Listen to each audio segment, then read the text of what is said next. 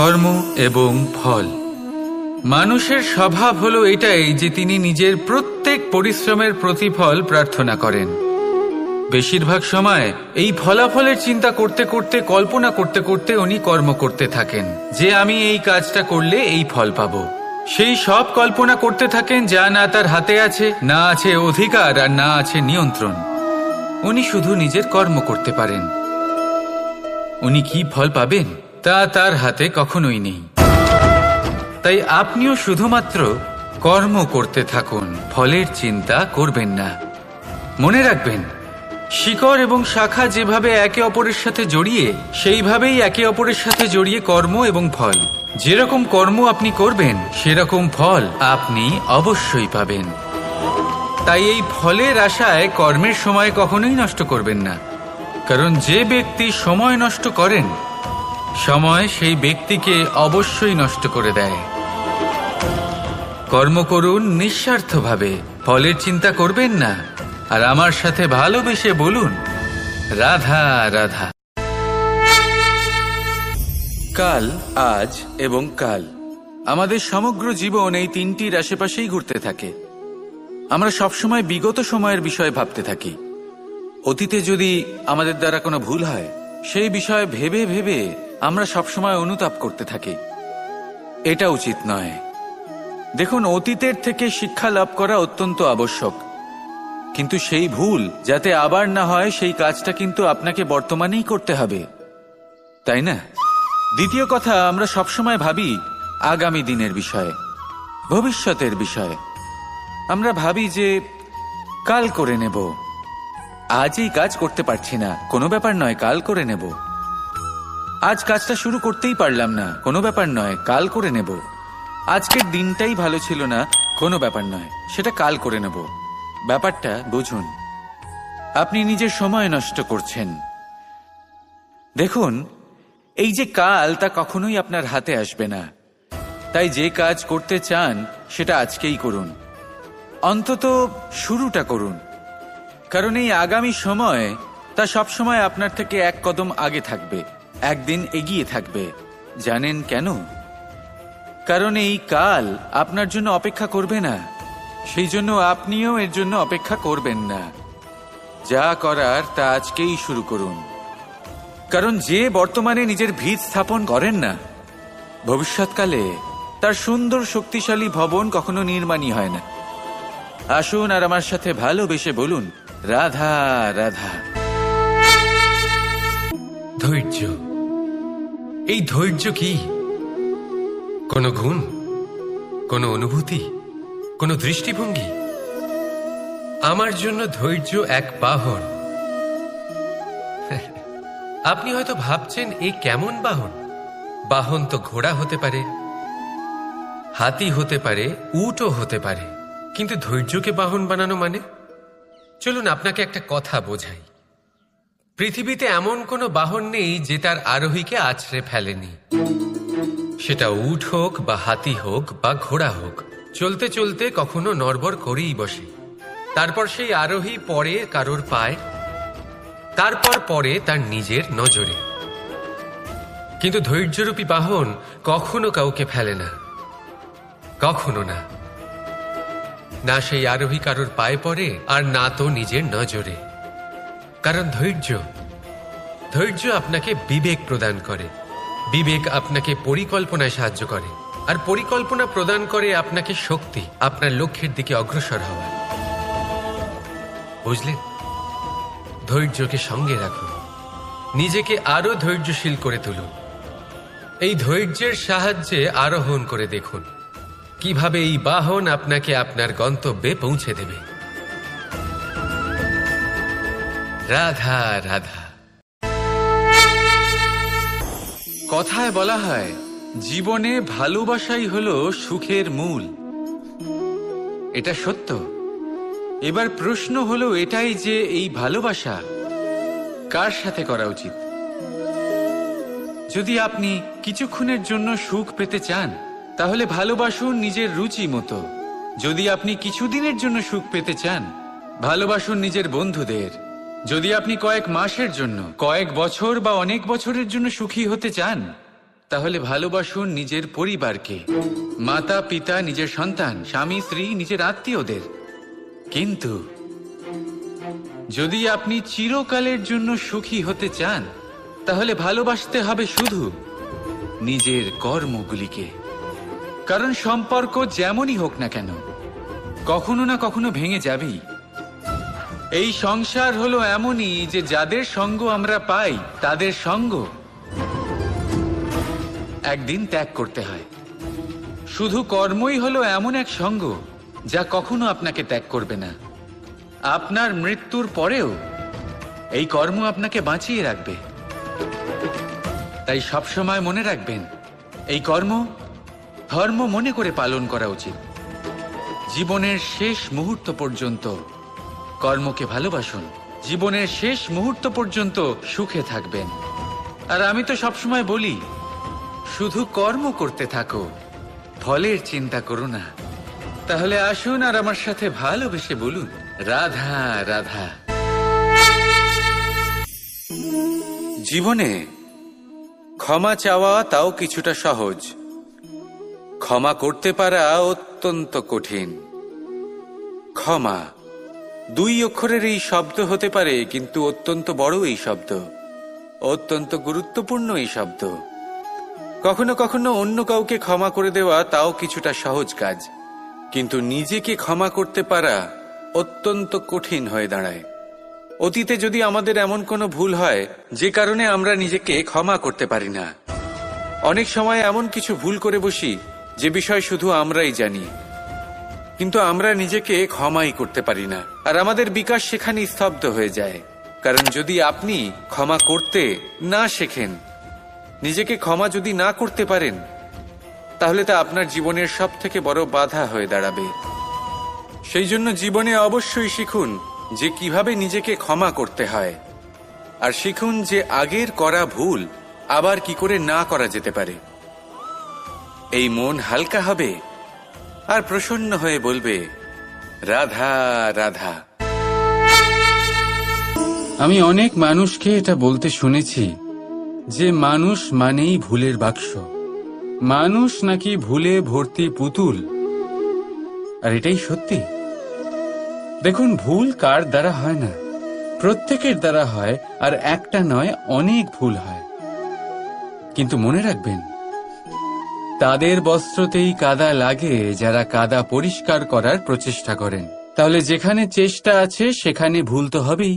এবারে যদি আপনি কোনো নতুন সংকল্প করতে যান, কোনো বড় কাজ করতে যান, আর আপনার দ্বারা কোনো ভুল হয়ে যায়, তাহলে কোনো ব্যাপার নয়, তার জন্য পস্তাবেন না। নিজের ভুলটাকে চিনুন, তাকে বুঝুন, তাকে শুধরাবার চেষ্টা করুন। আর সব থেকে জরুরি কথা, নিজের ভুল থেকে শিখুন। তাদের হাত থেকেই রক্তপাত হয় যারা কাঁটার মধ্যে লুকোনো ফুলকে খোঁজার চেষ্টা করে। তাই মনে রাখবেন, যে জীবনে কোনো ভুল করেনি সে জীবনে নতুন কিছু করার কোনো চেষ্টাও করেনি। এই ভুল আপনার সব থেকে বড় শিক্ষক। তাই সেটাতে দুঃখী হবেন না, তার জন্য পস্তাবেন না। এই ভুলকে সম্ভ্রম করতে শিখুন। তারপর দেখবেন আপনি নিজেকে জীবনে আরো শিখরে নিয়ে যাবেন। রাধা রাধা। প্রশান্তি জড়িত নিদ্রা মানুষের জীবনের একটা অত্যন্ত গুরুত্বপূর্ণ সুখ এবং প্রয়োজনীয়তাও। দেখতে গেলে এই সংসারের প্রত্যেক পশু পাখি, প্রত্যেক জীব অবশ্যই নিদ্রা প্রাপ্ত করেন, কিন্তু মানুষ, যার মধ্যে বিচার বিবেচনা করার শক্তি অন্যদের থেকে অনেক বেশি, তার কিন্তু ঘুমের কিছু সমস্যা অবশ্যই হয়। কি বলেন, তাই তো? এবার এর কারণ কি? চিন্তা। এবার চিন্তা আমাদের সবার জীবনে আছে। আমরা সকলে জানি যে চিন্তা কখনো আমাদের সাহায্য করে না, তাও আমাদের জীবনে আছে। কেন? চিন্তার মাধ্যমে কি কখনো কোনো সমস্যার সমাধান হয়েছে? অর্থের চিন্তা করলে কি অর্থ লাভ হয়? ভবিষ্যতের চিন্তা করলে কি ভবিষ্যৎ ঠিক হয়ে যায়? স্বাস্থ্যের চিন্তা করলে কি স্বাস্থ্য নিজে থেকেই ঠিক হয়? হয় না। তাহলে এই সব কিছু থেকে আমাদের একটা ছোট্ট শিক্ষা অবশ্যই লাভ করা উচিত। আপনিও আপনার কাঁধ থেকে চিন্তার এই বোঝা নামিয়ে ফেলুন। আর এই সব ইচ্ছে একত্রিত হয়ে আমাদের মনে চিন্তা উৎপন্ন করে। তাই এই চিন্তাগুলিকে ত্যাগ করুন। প্রকৃতির প্রেমের ওপর বিশ্বাস রাখুন। মনে রাখবেন, যিনি চিন্তামুক্ত হবেন তিনি চিতামুক্ত হবেন। সুখের নিদ্রা প্রাপ্ত করুন, আর নিদ্রায় যাবার আগে আমার সাথে ভালোবেসে বলুন, রাধা রাধা। কখনো কখনো আমরা ভাবি যে কোনো ব্যক্তি যিনি ধর্মের পথে চলেছেন, যদি তার দ্বারা কোনো ভুল হয়ে থাকে তাহলে নিয়তি তাকে সেই মুহূর্তেই কঠোর শাস্তি দেন। কিন্তু সেই সব মানুষ যারা সংসারের সবথেকে বড় অধর্মী, বহু নিকৃষ্ট মানের কাজ করেন, তাদের নিয়তি অনেক সুযোগ দেন। তাদের নিয়তি এরকম কঠোর প্রহার করেন না। এই ভাবনা কখনো না কখনো মনে আসেই। ভেবে দেখুন কেন? আসলে জীবনকে বেশিরভাগ মানুষ একভাবেই দেখে থাকেন, বিভিন্ন স্তরে একে দেখা উচিত। এবার আপনি বলুন, এই সংসারে কোনো অধর্মী কখনো প্রেরণার উৎস হতে পারেন? কখনোই নয়। যে মানুষ নিজের আত্মাকে মলিন করে ফেলেছেন, তিনি এই সংসারকে কিভাবে প্রেরণা যোগাবেন? উনি নিজেই বুঝতে পারেন না কোনটা করা উচিত, ধর্ম কোনটা। তাই নিয়তি তাকে একটা সুযোগ দেন, এটা বোঝার সুযোগ দেন যে কোনটা উচিত, কোনটা ধর্ম। সুযোগ দেন নিজের বিবেক জাগিয়ে তোলার, তাকে সুযোগ দেন নিজের অন্তরাত্মার ডাক শোনার। যখন তাতেও কাজ হয় না, তখন নিয়তির কাছে একটাই পথ বাকি থাকে, আর তা হল মহাবিনাশ। মহাবিনাশ হয়তো দেরিতেই আসতে পারে, কিন্তু তা অবশ্যই আসবে। আর যখন মহাবিনাশ আসে, তখন মহাবিনাশের যন্ত্রণা সমগ্র মানব জীবনের যন্ত্রণার থেকে অনেক বেশি হয়। এই কথাটা সবসময় মনে রাখবেন। আর অন্যদিকে যে মানুষ ধর্মের পথে চলছেন, তার দ্বারা যদি কোনো ভুল হয়ে থাকে, তখন নিয়তি তার পরীক্ষা নেন। কিছুক্ষণের জন্য মানুষের মনে হতে পারে নিয়তি তাকে কঠোর শাস্তি দিয়েছেন, কিন্তু সময়ের সাথে আমরা সবাই দেখি যে যখন সেই মানুষ সেই পরীক্ষায় উত্তীর্ণ হন, এই সমস্ত সংসারের জন্য প্রেরণার উৎস হয়ে ওঠেন। অর্থাৎ নিয়তি প্রত্যেক মানুষকে তার কর্ম অনুসারে উচিত ফলও দেন, উচিত শাস্তিও দেন। পার্থক্য হলো শুধুমাত্র সময় আর আপনার দৃষ্টিভঙ্গির। তাই ধর্মের পথে চলুন, আর আমার সাথে ভালোবেসে বলুন, রাধা রাধা। এই সংসারে সবচেয়ে বড় পাপ কি হতে পারে? কেউ বলবেন অসত্য, কেউ বলবেন ছলনা, আবার কেউ বলবেন লালসা। না, সংসারে সবচেয়ে বড় পাপ হলো নারী জাতির অসম্মান, নারীর মান ভঙ্গ করা। কারণ এই অপরাধ কেবল নারীর শরীরকেই নয়, বরং তার মন আর আত্মাকেও আহত করে থাকে। তাহলে এবার প্রশ্ন হলো, যে এই অপরাধ করেছে তাকে কি শাস্তি দেওয়া উচিত? কেউ বলবেন শারীরিক যন্ত্রণা, আর কেউ বলবেন মৃত্যুদণ্ড।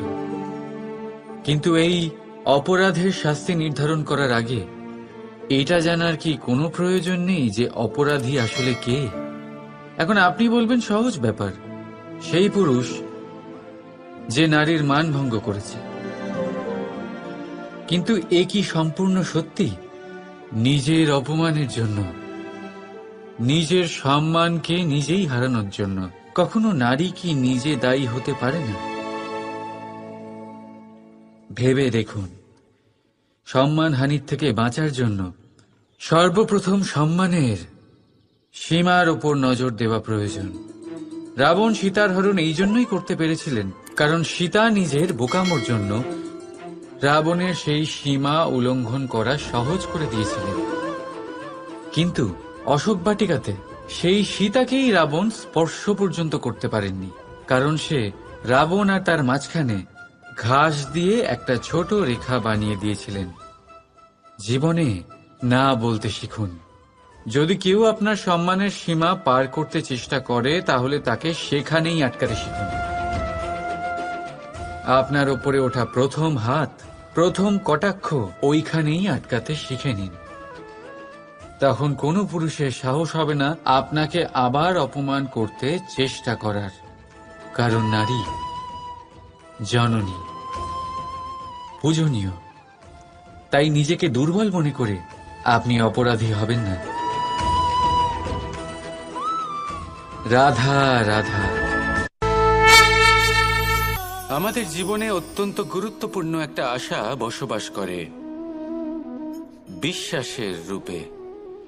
বিশ্বাস যা আমরা ঈশ্বরের ওপর করি, ভাগ্য, প্রারব্ধের ওপর করি, নিয়তির ওপর করি। যখনই ভালো কিছু হয় আমরা বলি এ হলো ঈশ্বরের দয়া, যখন খারাপ কিছু হয় আমরা বলি এ হলো ঈশ্বরের মায়া। কখনো ঈশ্বর বা ভাগ্য বা প্রারব্ধ বা নিয়তি।